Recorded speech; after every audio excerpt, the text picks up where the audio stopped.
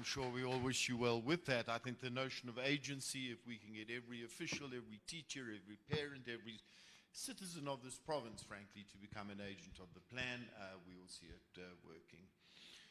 Colleagues, it is getting late, but is there anyone who has a comment, a question? Ma'am, over here, can we get a microphone there, please? Please keep it brief, but we do need to hear from you. Would you introduce yourself?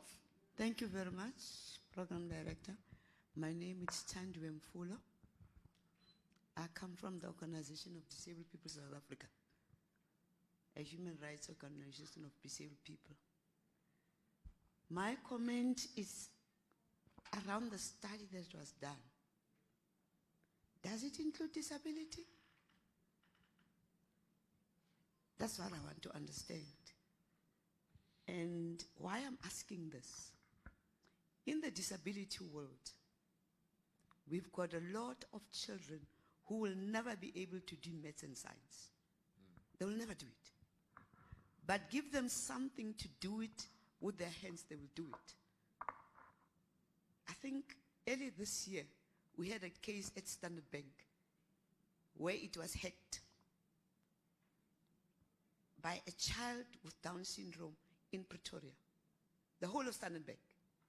That child cannot read and write, but he was able to hack the bank. And our education system says you must be able to know read and write, maths, whatever. So my question is, these things, when they're being done, it means disability is going to fall through the cracks. And I would like this research that was done to go back and make sure that disability becomes included. The other issue is around the mines or the business people. They'll be telling you that we are not going to fund you if you don't go stay around JTG. JTG is Kuruma and the Kumba mines where they are. I'm just making an example with them. In the meantime, from the same mine that is there, a disabled person, the person becomes disabled in the mine.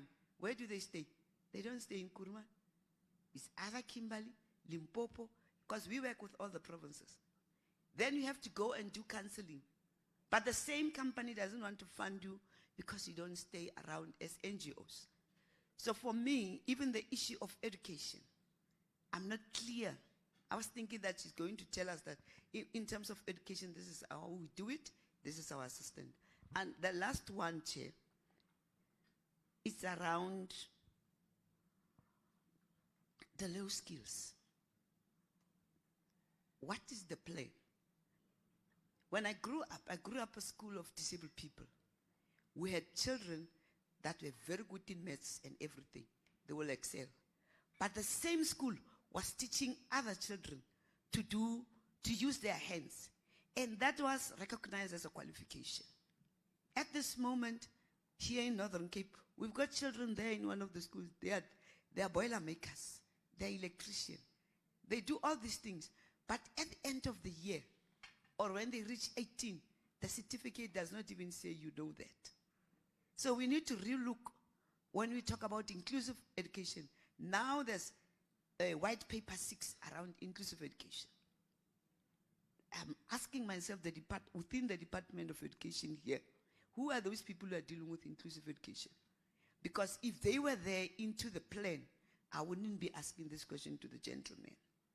And also education.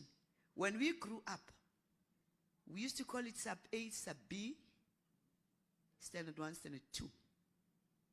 You will be taught in your mother tongue. You know why? When you go to English, because you are very good in your mother tongue, it's easier to go. Nowadays, we just start at grades, at ECT, and we want children to speak English. They lose it because it's not their mother tongue. So I want us to relook at that. Thank you, Program Director. No, thank you very much, and I think some very important points raised there. Some of them are comments, some of them might need further explanation. But